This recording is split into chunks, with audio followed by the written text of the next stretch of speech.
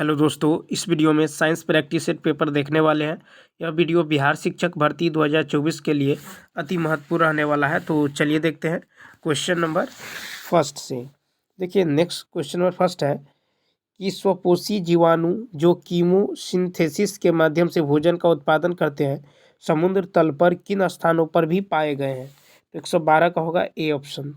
तो देखिए स्वपोषी बैक्टीरिया जो कीमोसिंथेसिस के माध्यम से भोजन का उत्पादन करते हैं समुद्र तल पर कोल्ड शिप्स नामक स्थानों पर भी पाए गए हैं। पृथ्वी पर अधिकांश जीव एक खाद्य श्रृंखला पर निर्भर जो है करते हैं।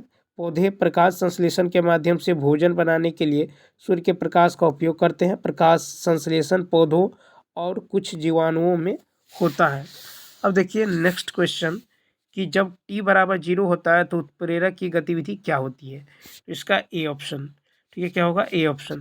तो देखिए जब t बराबर 0 होता है तो उत्प्रेरक की गतिविधि इकाई होती है, यानी जब समय t बराबर 0 पर उत्प्रेरक की गतिविधि उच्चतम और 1 के बराबर होती है। ठीक है, उत्प्रेरक की गतिविधि रासायनिक प्रतिक्रिया की दर को बढ़ाने के लिए उत्प्रेरक की क्षमता को संदर्भित करती है। अब चलिए देखते हैं नेक्स्ट क्वेश्चन। कथा संक्षारण में 6 के परिणाम स्वरूप धातुएं निम्न में से किसमें परिवर्तित जो है नहीं होती हैं। तो देखिए इसका जो राइट आंसर होने वाला है ये होगा डी ऑप्शन। तो संक्षारण में 6 के परिणाम स्वरूप धातुएं पेराक्साइड एवं फॉस्फाइड में परिवर्तित नहीं होती हैं। तो वह प्रक्रिया जिसमें धातुएं हवा या नमी के साथ प्रतिक्रिया करके ऑक्साइड बनाती है संक्षारण कहलाती है। ठीक है, संक्षारण कहलाती हैं। जंग लगने पर लोहे पर भूरे रंग की परत चढ़ जाती है जबकि तांबे पर हरी परत जो है चढ़ जाती है और चांदी पर काली परत चढ़ जाती है। अब चलिए देखते हैं क्वेश्चन नंबर नेक्स्ट। देखिए क्वेश्चन नंबर नेक्स्ट है कि यौगिक बनाने के लिए तत्वों के संयोजन को नियंत्रित करने के लिए कितने बुनियादी नियमों की आवश्यकता होती है। तो इसका राइट आंसर होगा बी। तो यौगिकों को बनाने के लिए तत्वों के संयोजन को नियंत्रित करने के लिए 5 बुनियादी नियमों की आवश्यकता होती है। पहला है कि द्रव्यमान संरक्षण का नियम, दूसरा है निश्चित अनुपात का नियम, तीसरा है एकाधिक अनुपात का नियम, चौथा है गे-लुसाक का गैसीय आयतन का नियम और पांचवा है एवोगाड्रो का नियम। तो द्रव्यमान संरक्षण का नियम 1789 में फ्रांसीसी रसायन शास्त्री एंटोनी लेवोजियर ने दिया था। ठीक है, अब चलिए देखते हैं क्वेश्चन नंबर नेक्स्ट है कि किसी दिए गए तत्व के सभी परमाणुओं में समान खाली स्थान जो है सहित समान होते हैं। 116 का होगा ए ऑप्शन। तो किसी दिए गए तत्व के सभी परमाणुओं में समान गुण सहित समान परमाणु संख्या होते हैं। परमाणु क्रमांक किसी तत्व की पहचान और उसके कई रासायनिक गुणों को निर्धारित करता है। आधुनिक आवर्त सारणी परमाणु क्रमांकों को बढ़ाकर क्रमबद्ध की जाती है। किसी रासायनिक तत्व की परमाणु संख्या Z उस तत्व के परमाणु के नाभिक में उपस्थित प्रोटॉन की संख्या के बराबर होती है। तत्वों की परमाणु संख्या केवल नाभिक की आवेश संख्या है क्योंकि न्यूट्रॉन में कोई शुद्ध विद्युत आवेश नहीं होता है। अब चलिए देखते हैं नेक्स्ट। कहता है किसी एक अणु में मौजूद तत्वों के परमाणु द्रव्यमान का योग क्या कहलाता है। तो देखिए इसका राइट आंसर होगा सी, आणविक द्रव्यमान। आणविक द्रव्यमान एक अणु में मौजूद तत्वों के परमाणु द्रव्यमान का योग होता है। किसी दिए गए सूत्र में प्रत्येक परमाणु की परमाणु द्रव्यमान इकाइयों में भार किसी पदार्थ का आणविक भार होता है। ठीक है, अब देखिए कि Fe2O3 में लोहे के 2 परमाणु और ऑक्सीजन के 3 परमाणु होते हैं। अब चलिए देखते हैं नेक्स्ट क्वेश्चन। देखिए नेक्स्ट क्वेश्चन है कि जब 8 ग्राम हाइड्रोजन को 32 ग्राम ऑक्सीजन के साथ प्रतिक्रिया की जाती है तो उत्पादित पानी की मात्रा क्या है। 118 का होगा ए ऑप्शन, यानी 2 मोल। तो देखिए जल निर्माण में हाइड्रोजन ऑक्सीजन से अभिक्रिया करता है। ठीक है, ऑक्सीजन से क्या करता है, अभिक्रिया करता है। और देखिए 4 ग्राम हाइड्रोजन के जल निर्माण के लिए 32 ग्राम ऑक्सीजन की आवश्यकता होती है तथा 2 मोल जल का निर्माण होगा। ठीक है, 2 मोल जल का निर्माण होता है। अब देखिए 8 ग्राम हाइड्रोजन में केवल 4 ग्राम 4 ग्राम हाइड्रोजन का ही केवल दहन हो पाएगा। तो इसका जो है राइट आंसर क्या होगा? तो इसका जो है क्या होगा? ए ऑप्शन क्या होगा? राइट होगा। इसे देखिए 2H2, ठीक है, प्लस O2, ये हो जाएगा आपको 2H2O, ठीक है, क्या हो जाएगा? 2H2O। तो यहाँ पे देखिए, यहाँ पे है 2 × 2 यानी कितना होगा? तो 4 ग्राम, ठीक है, और यहाँ पे होगा 16 × 2 यानी 32 ग्राम, ठीक है।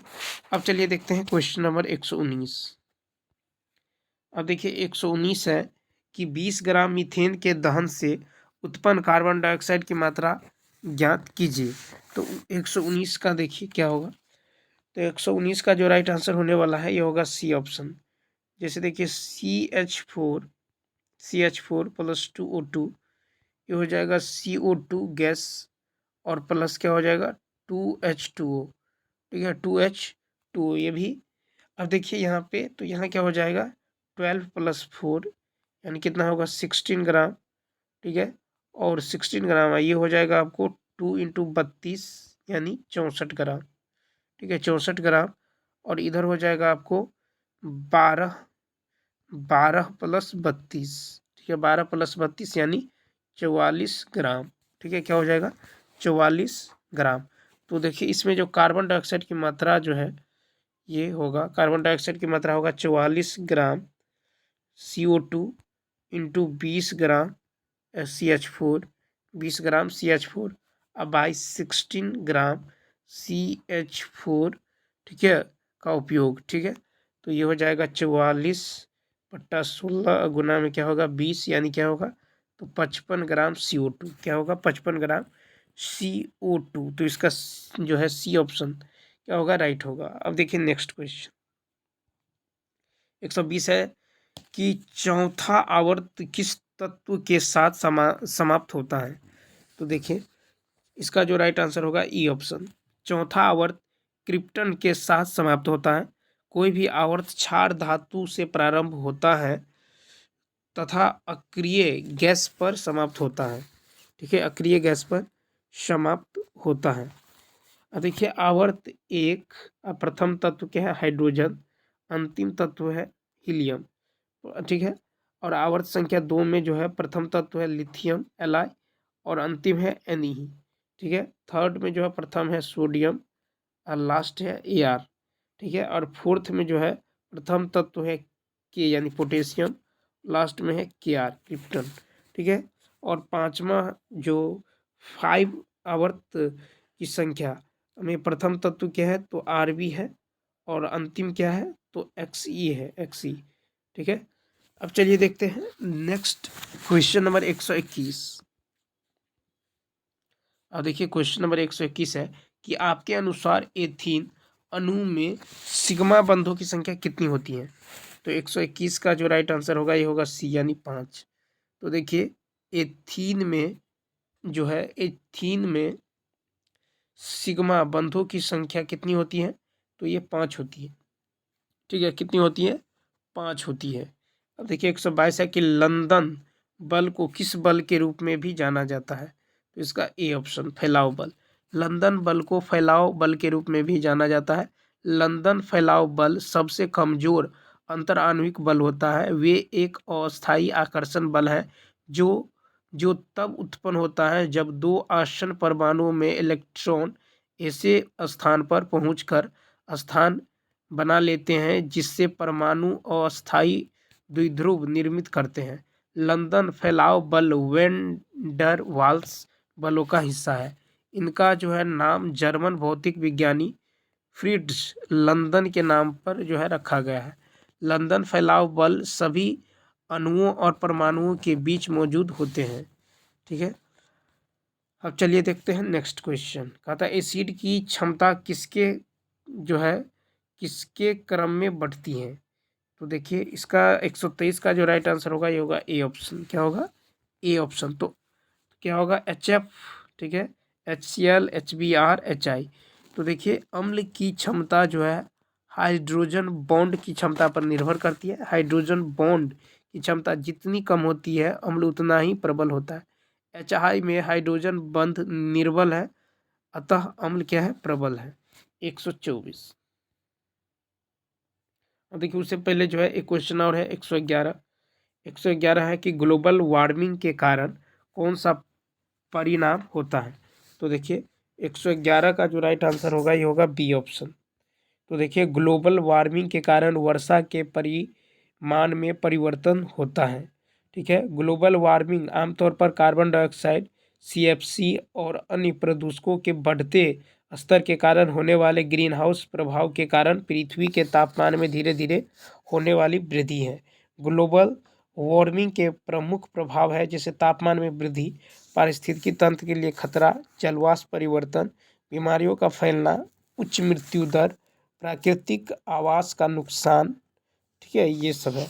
अब चलिए देखते हैं नेक्स्ट क्वेश्चन यानी 124।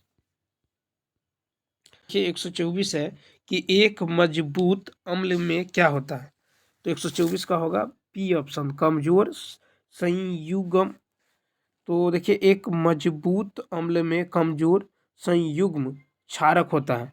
ठीक है, अब देखिए ब्रोस्टेड लोरी एसिड एक ऐसा पदार्थ है जो एक प्रोटॉन यानी H+ दूसरे पदार्थ को दान करता है। ब्रोस्टेड लोरी बेस एक ऐसा पदार्थ है जो एक प्रोटॉन H+ दूसरे पदार्थ को स्वीकार जो है करता है। ठीक है, अब चलिए देखते हैं क्वेश्चन नंबर 125। जिंक सल्फाइड का बनना निम्न में से किसका एक उदाहरण है। तो इसका होगा बी ऑप्शन, ऑक्सीकरण। जिंक सल्फाइड का बनना ऑक्सीकरण का उदाहरण है। ठीक है, ऑक्सीकरण प्रतिक्रियाओं में शामिल है। ठीक है, जैसे C+O2 CO2 कार्बन का ऑक्सीकरण। ठीक है, Fe+S2 2FeS यह है आयरन का ऑक्सीकरण। ठीक है, अब चलिए देखते हैं क्वेश्चन नंबर जो है 126।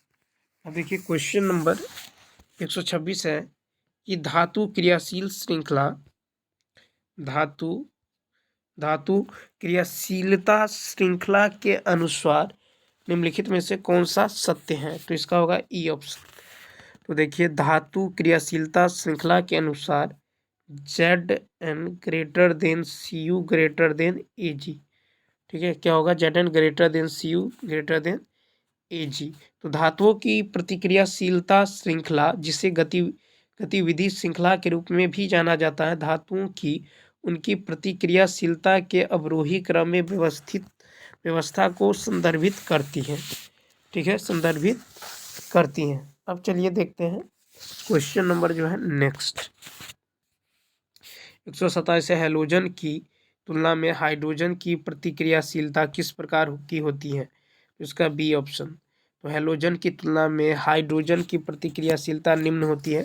ठीक है, हैलोजन जो है हाइड्रोजन की तुलना में अधिक प्रतिक्रियाशील होते हैं क्योंकि हैलोजन के संबंध में उनके वैलेंस शेल में 7 जो है वैलेंस इलेक्ट्रॉन होते हैं, इसलिए वे उत्कृष्ट या अक्रिय गैस विन्यास प्राप्त करने के लिए अपने ऑक्टेट को पूरा करने के लिए एक और इलेक्ट्रॉन प्राप्त जो है करते हैं। ठीक है, अब देखिए वे हाइड्रोजन सहित समूह 1 और 2 तत्वों के साथ आसानी से प्रतिक्रिया करते हैं। हैलोजन जैसे द्विपरमाणु तत्वों की तुलना में हाइड्रोजन जो है अक्रियाशील है। H2 के लिए बंधन तोड़ने वाली ऊर्जा हैलोजन की तुलना में बहुत अधिक होता है। H2 की बंधन पृथक्करण ऊर्जा जो है 432 कैलोरी जूल पर मोल है।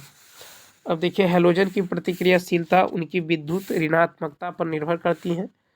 ठीक है, अब चलिए देखते हैं क्वेश्चन नंबर 128। तथा निम्नलिखित में से कौन सा मृदा प्रदूषण बैक्टीरिया में कमी के लिए जिम्मेदार नहीं है। तो 128 का होगा क्या होगा ई ऑप्शन। तो देखिए इसका जो है ई ऑप्शन होगा। तो याद रखना है कि कांच मृदा प्रदूषण बैक्टीरिया में कमी के लिए जिम्मेदार नहीं है। मिट्टी में कांच प्रदूषण से बैक्टीरिया, कवक और एक्टिनोमाइसिट्स जैसे किसी भी अन्य सूक्ष्म जीवों में कमी नहीं होती है। भारी धातुओं की उपस्थिति में सूक्ष्म जीवों के शारीरिक और जैव रासायनिक गुणों को बदला जा सकता है। अब देखिए क्रोमियम और कैडमियम सूक्ष्म जीवों की ऑक्सीडेटिव क्षति और विकृतीकरण को प्रेरित करने के साथ साथ रोगाणुओं को रेमेडिएशन क्षमता को कमजोर करने में सक्षम है। 129 है कि कौन सा अधिकांश प्रोटीन और लिपिड के परिवहन, संशोधन, पैकेजिंग के लिए जिम्मेदार है। तो 129 का होगा सी ऑप्शन। तो गोल्जी कॉम्प्लेक्स कोशिकांग प्रोटीन और लिपिड के परिवहन, संशोधन और पैकेजिंग के लिए क्या है, जिम्मेदार है। ठीक है, अब चलिए देखते हैं नेक्स्ट क्वेश्चन। देखिए क्वेश्चन नंबर 130 है कि एंजाइम लैक्टेज निम्न में से किसमें पाया जाता है। 130 का होगा सी, प्लाज्मा झिल्ली। एंजाइम लैक्टेज जो है प्लाज्मा झिल्ली में पाया जाता है। लैक्टेज एक एंजाइम है जो दूध और दूध उत्पादों से मौजूद शर्करा लैक्टोज को जोड़ता है। ठीक है, और उसके बाद देखिए कि लैक्टेज जो है छोटी आंत की कोशिकाओं की ब्रश सीमा झिल्ली में स्थित होता है, जिसे एंट्रोसाइट्स कहा जाता है। ठीक है, और यह एंजाइम ब्रश बॉर्डर झिल्ली के शीर्ष पर स्थित होता है, जहां यह अपनी सी टर्मिनल सिरे से जुड़ा होता है। बाकी अणु आंतों के लूमेन में प्रक्षेपित होते हैं। शेषवावस्था के दौरान लैक्टेज सबसे अधिक सक्रिय होता है और लैक्टेज एक डाइसैकेराइड एंजाइम है। 131 प्रोटीन की विस्तृत तृतीयक संरचना किस तकनीक द्वारा निर्धारित की जाती है। 131 का होगा ए, एक्सरे क्रिस्टलोग्राफी। प्रोटीन की विस्तृत तृतीयक संरचना एक्सरे क्रिस्टलोग्राफी तकनीक द्वारा निर्धारित की जाती है। प्रोटीन संरचना पर एमिनो एसिड श्रृंखला अणु में परमाणुओं की त्रिआयामी व्यवस्था है। प्रोटीन पॉलीमर है, यह विशेष रूप से पॉलीपेप्टाइड्स जो एमिनो एसिड के अनुक्रम में बनते हैं। प्रोटीन के भीतर एमिनो एसिड के रैखिक अनुक्रम को प्रोटीन की प्राथमिक संरचना कहा जाता है। अब देखिए एमिनो एसिड की पार्श्व श्रृंखलाएं रासायनिक रूप में से क्या होती है, भिन्न होती है। और प्रोटीन की प्राथमिक संरचना प्रोटीन से संबंधित जीन द्वारा निर्धारित होता है। अब चलिए देखते हैं क्वेश्चन नंबर 132। कहता निम्नलिखित में से कौन सा आनुवांशिक रोग झिल्ली प्रोटीन में उत्परिवर्तन के कारण होता है। 132 का जो राइट आंसर होगा सी ऑप्शन। तो देखिए हेमोलिटिक एनीमिया आनुवंशिकता रोग झिल्ली प्रोटीन में उत्परिवर्तन के कारण होता है। हेमोलिटिक एनीमिया एक विकार है जिसमें लाल रक्त कोशिकाएं बनने की तुलना में तेजी से नष्ट हो जाती है। लाल रक्त कोशिकाओं के विनाश की हेमोलिसिस कहा जाता है और लाल रक्त कोशिकाएं हमारे शरीर के सभी भागों में ऑक्सीकरण पहुंचाती है। ठीक है, अब चलिए देखते हैं क्वेश्चन नंबर 133। देखिए 133 है कि नीचे दिए गए चित्र ए और बी को पहचाने। तो देखिए इसका जो राइट आंसर होगा ये होगा बी ऑप्शन। यानी तो देखिए कि चित्र में ए और बी क्रमशः क्या है, तो थाइलाकोइड्स एवं लूमेन है। तो इसका जो है थाइलाकोइड्स और लूमेन, ए हो जाएगा थाइलाकोइड्स और बी हो जाएगा लूमेन। ठीक है, अब देखिए क्लोरोप्लास्ट पौधों की कोशिकाओं में मौजूद हरे रंग के प्लास्टिड होते हैं जो प्रकाश संश्लेषण के लिए जिम्मेदार होते हैं। ठीक है, क्लोरोप्लास्ट जो है सपाट डिस्क के आकार की संरचनाएं हैं जिनका व्यास 2 से 10 mm और मोटाई जो है 1 mm होता है। अब चलिए देखते हैं क्वेश्चन नंबर जो है नेक्स्ट। क्वेश्चन नंबर जो है 134।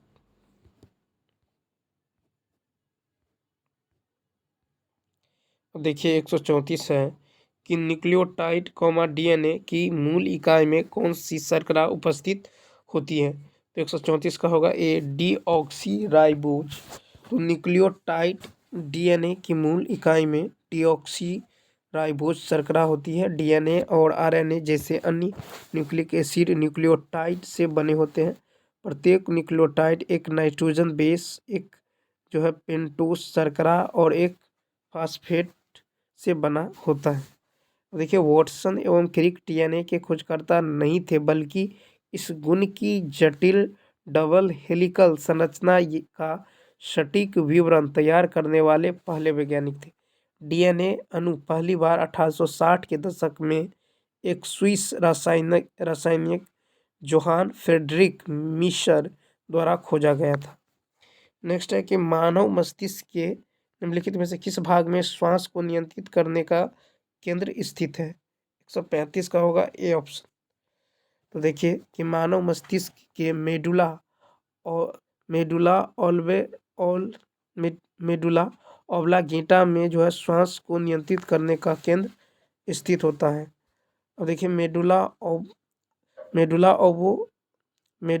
ऑब्लांगेटा का जो मुख्य कार्य यह है कि यह पश्च मस्तिष्क का एक भाग है।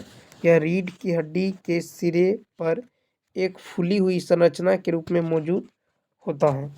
ठीक है, उसके बाद चलिए देखते हैं कि यह जो है हृदय की धड़कन, श्वसन और वाहिका संकुचन को नियंत्रित करता है। ठीक है, यह उल्टी, छींक, खांसी, हिचकी और निगलने के प्रमुख गतिविधियों को नियंत्रित करता है। सेरिबेलम शरीर के संतुलन को बनाए रखता है और मांसपेशियों की गतिविधियों का समन्वय करता है। ठीक है, अब चलिए देखते हैं क्वेश्चन नंबर 136। अब देखिए 136 है कि मनुष्यों में रीढ़ की हड्डी के कितने जोड़े पाए जाते हैं? तो इसका बी ऑप्शन। तो मनुष्य में रीढ़ की हड्डी के 31 जोड़े पाए जाते हैं। ठीक है, रीढ़ की हड्डी मनुष्यों में 31 जोड़े होते हैं। 8 ग्रीवा, 12 वक्ष, 5 जो है कटी, 5 त्रिक और 1 अनुमस्तिष्क का। रीढ़ की हड्डी की 31 जोड़ी जो है नसों का नाम उन कोशिकाओं के नाम पर रखा गया है, वे निकलती हैं। प्रत्येक जोड़ी रीढ़ की हड्डी सामान्य शरीर के एक विशिष्ट क्षेत्र में अपने को जोड़ती हैं और रीढ़ की हड्डी ऊतकों, तंत्रिकाओं और कोशिकाओं का एक बैंड है। 137 है कि मानव नाल किससे प्राप्त होती है? B option, chorion. मानव नाल कोरियोन से प्राप्त होती हैं और मानव नाल में केवल कोरियोन होता है, इसलिए इसे कोरियोनिक जो है प्लेसेंटा भी कहा जाता है।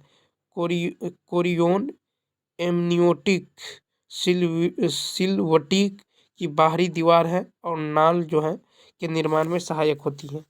ठीक है, अब देखिए क्वेश्चन नंबर 138। 138 है कि वीर्य में फ्रुक्टोज का कार्य क्या होता है? तो इसका ए ऑप्शन, यानी इसका कार्य होता है शुक्राणु द्वारा एटीपी उत्पादन के लिए ऊर्जा स्रोत प्रदान करना। फ्रुक्टोज एक शर्करा मुक्त तरल पदार्थ है जो शुक्राणु की गतिशीलता के लिए ऊर्जा प्रदान करता है। ठीक है, उसके बाद देखिए फ्रुक्टोज उत्पादन को पुरुष बांझपन की जांच के हिस्से के रूप में मापा जा सकता है। अब चलिए देखते हैं नेक्स्ट क्वेश्चन। 139 है प्लीहा के साइनस निम्न में किससे भरे होते हैं? तो 139 का ए ऑप्शन। तो प्लीहा के साइनस निम्न विकल्पों में से रक्त से भरे होते हैं। ठीक है, किससे भरे होते हैं? रक्त से। अब देखिए कि यह शरीर में तरल पदार्थ के स्तर को बनाए रखता है प्लीहा, और यह रक्त संग्रहित करता है। ठीक है, अब चलिए देखते हैं नेक्स्ट क्वेश्चन। 140 है ABO और RH रक्त समूहों के लिए एंटीजन किस पर मौजूद होते हैं? 140 का सी। तो ये जो है लाल रक्त कोशिकाएं। ठीक है, किस पे? लाल रक्त कोशिकाएं। अब देखिए लाल रक्त कोशिकाओं पर उपस्थित एंटीजन किसी व्यक्ति के रक्त समूह का निर्धारण करते हैं। 141 है कि दिल की धड़कन जो है निम्न में से किससे शुरू होती है? 141 का बी। तो देखिए दिल की धड़कन निम्न में से SA नोड से प्रारंभ होती है। साइनस नोड जो है, साइनस नोड द्वारा एक विद्युत उत्तेजना उत्पन्न होती है। ठीक है, और यह हृदय के दाहिने ऊपरी कक्ष, ठीक है, दाहिने ऊपरी कक्ष में स्थित विशेष ऊतक का एक छोटा सा घटक है। अब देखिए रक्त जो है सबसे पहले हृदय के दाहिने अलिंद में प्रवेश करता है। मांसपेशियों का संकुचन रक्त को ट्राइक्सिड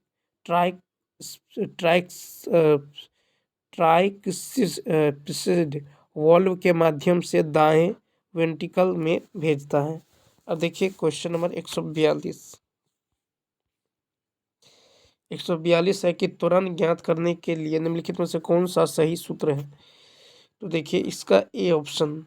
ठीक है। तो ए बराबर D square x by D T square, ठीक है। ये जो है क्या है, इसका ए ऑप्शन क्या है, सत्य है। तुरंत ज्ञात करने के लिए सही सूत्र है A D square x by D T square, ठीक है। त्वरण जो है वेग में परिवर्तन की दर को कहा जाता है। त्वरण वेग में परिवर्तन की दर को कहा जाता है। त्वरण का ऐसा मात्रक मीटर पर सेकेंड स्क्वायर होता है, ठीक है, मीटर पर सेकेंड स्क्वायर। त्वरण की बीमा L t-2 होता है। वेग समय ग्राफ की ढाल त्वरण का मान देता है। नेक्स्ट 143 है कि हेनरी क्वेंडिस ने गुरुत्वाकर्षण स्थिरांक निर्धारण करने के लिए अपने प्रयोग में किस उपकरण का प्रयोग किया है। 143 को बी ऑप्शन।